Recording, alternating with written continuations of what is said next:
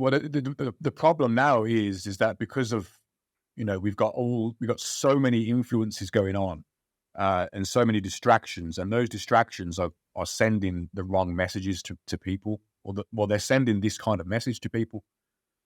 And it comes down from Instagram, and all the algorithms that we're bombarded with, that push this type of nonsense onto people. And people are so consumed by it. They spend most of their time now in front of their phone, and they see this all the time, and it's just repetition, over and over again. And they think, oh, it's not having an effect on me. It's not, or perhaps they just think it's normal. It's just, it's all in your mind, isn't it? They're literally hacking your mind. You know what I mean? The algorithm, if you're not aware of it, it is programming you to be a good little slave within the society. You know what I mean? To pay your taxes and be a worker, and kind of be in fear. That's what the news pumps out. Because in order to control the population, you need to keep it in fear. You know what I mean? That there's always something going on. There's at the end of the world, the threat's always imminent. And it's like, once you wake up to that, you can start to set yourself free. Yeah. Just to relate it back to what we've just said then about masculinity and the issues around, young lads at the moment, and they're being misled. It comes from the content that we see on places like Instagram and other things that I don't know if people use Snapchat these days. I don't use it, but it's probably mostly Instagram. If I open up my Instagram now and I go onto the explore page, where everything is, the algorithm, this is what I've recognized about the algorithm, Morg. It constantly tries to show me really attractive young girls all the time. And here's what I do, right? So if I ever see one, if I see some girl in a dress or whatever, and I don't know this girl, right? Or she's in a bikini or whatever, and she's blatantly trying to, I hold down the message, I hold down the photo, and I press not interested. And then I don't get it for a while then. So all of it goes away. But then after about a few days, if I open it back up again, it's there. And it constantly, it comes, it's all the time. And I think it's playing on the young man's mind of women and, sexual desire and all this stuff, because it's addiction. And keep you literally like in this kind of limbo that they want to create, so that you don't actually focus on the real things in the world, or you one, yourself and becoming the best you can be, and two, what's really going on. You know what I mean? It's almost like that. Like the Roman times, when they give everyone the Colosseum and the gladiators and that, and literally like keep all the mob happy. You know what I mean? So just keep pumping women, keep pumping them full of like absolute mindless rubbish. Do you know what I mean? And keep them brainwashed. Yeah, exactly. It's designed to keep you under sort of a bit of a spell, really. And it pumps out what's controversial. This is what the algorithm. So once you understand what the algorithm does, it becomes a lot easier to sort of let go of it, because the algorithm is designed to pump out what's controversial and what's different to the norm, because human beings, we don't like it, but we're attracted naturally to things that are outside of the norm. So a perfect example is nobody stops to watch a sunset on the motorway, but they'll happily stop to watch a car crash. Yeah. Because it's very controversial, and it's I don't know if controversial is the right word, but you know what I'm saying. It's very outside of normality. Yeah. And the algorithm wants you to engage with content, so it's going to give you controversial, very, very far outside of the normality. So all of this stuff that we see on there, whether it's like highly sexualized content, violence, I don't know, mostly it's sexualized content, because that's what gets people going. it's not, and people think this is normal. They literally think it's normal. They think all of this, and it plays out then in reality, in your interactions, in your friendships, in your relationships. And this is why there's so much dysfunction going on.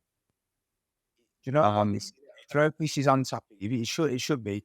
Elon Musk, I remember watching a podcast with him before, and he talked about that he believed that they're trying to make an AI God, which is basically trying to plug into all of our minds.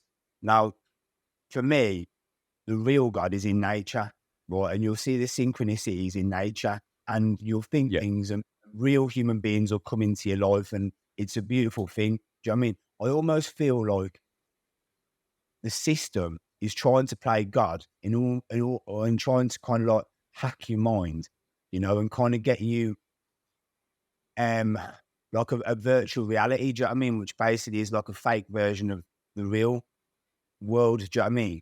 And get you kind of plugged into that mind frame, if that makes sense. Do you know what I mean? Absolutely.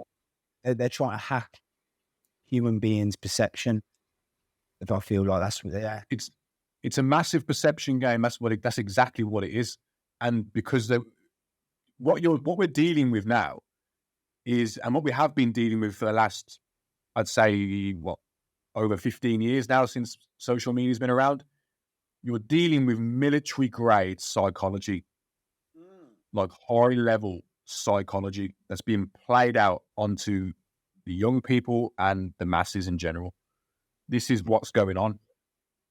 And if you're not aware of these military grade psychology, and it's not even just on social media, it's in marketing and advertising as well. You're going to see it everywhere.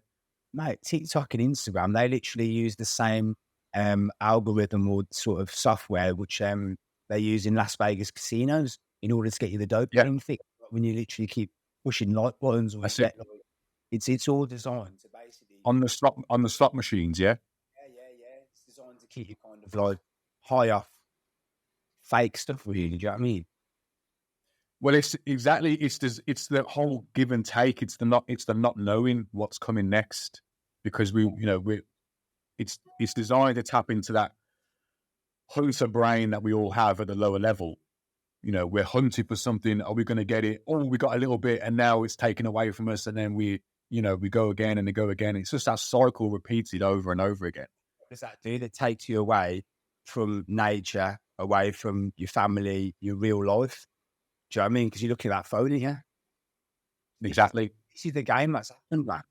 This is the. Don't get me wrong. I love the phones are great in so many ways. Do you know what I mean? I can FaceTime my little brother or my friends across the other side of the world, and we can keep in contact, and I can literally be in told and put on my maps, and I can literally find the barber shop in 5 minutes. Do you know what I mean? Because of that, like, it's amazing in so many ways, but we need to be careful, you know, because there is a huge hack on your reality going at play, you know, and if you get sucked into the reality that they want you to live in, you will be a slave and you won't enjoy life the way it was intended, you know, because I've traveled, and I've been without my phone, and I've spent time trekking through jungle and through canyons and through waterfalls with groups of people, and I've never felt so free and alive. And literally something deep inside that voice of God was saying, this is how you're meant to live. This is really how it should be. And we were literally like, nature became almost like a water park. There was like slides that were like on rocks, and like you could go into these big like lagoons and that. It was amazing. I was like, whoa, you know. But like then you come back into the matrix, do you know what I mean? Society, and it's like constant hack on your perception again, constant hack to get you on that phone, keep you away from it all. Because once they've got you on that phone, that's where the programming starts, you see. And it's all, and everybody thinks, oh, well, you know, I'm just scrolling through, you know, it's not having an effect on me. I can promise you that it is. The unconscious part of our minds is picking up 11 million bits of information per second. And we're only conscious of about 125 bits per second. So think about that, right? There's all this information that you're aware of in your conscious mind, but there's 11 million more bits, or just slightly under, that you're not aware of. It's unconscious. And so when we're scrolling through all this stuff and looking at mindless crap on the internet, it's going in and it's having an effect. And especially when you're doing it every single day, you know, pretty much 80 to 100 times a day, that's the average amount of times a person looks at their phone. And now that's every single day. So for a business I have, so I almost, and I make a lot of money from my phone. It's having discipline. I think basically everything always goes back to self-mastery. That's really the name of the game. Like, no matter what the world throws at you, if you are a master of your mind and your body and your health and your perception, you can control everything the way you want. You can live a very, very amazing life on this planet. The problem is that the majority of society, myself included, for a massive amount of time, are very undisciplined. Do you know what I mean? And they don't put things in place to protect them from the voices and the kind of the negative aspects of the world, which can basically steal their dreams and take away all their shine, you know? So the key message for me on all of this is like, you've got to become almost like a spiritual warrior. You know, you've got to be almost like a monk, a metropolitan monk. Do you know what I mean? Literally, like, be very, very disciplined, very conscious everything that you do, and be like, right, this is the allocated amount of time I'll go on my phone because I need to make some money. Then I'll cut off there. I won't look at the phone after X at certain times so I can get good sleep.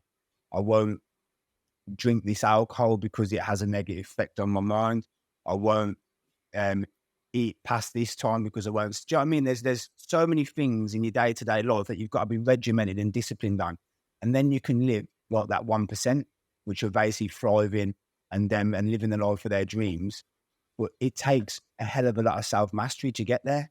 And you've got to realize that you are, in a sense, in a kind of a computer game that is rigged against you. And you've got to awaken and break free of the invisible shackles that surround you everywhere in order for you to live your best life. And it is a deep, dark rabbit hole to start with. And most people do not want to face the reality that there are obstacles in your way to stop you from becoming who you were truly designed to become.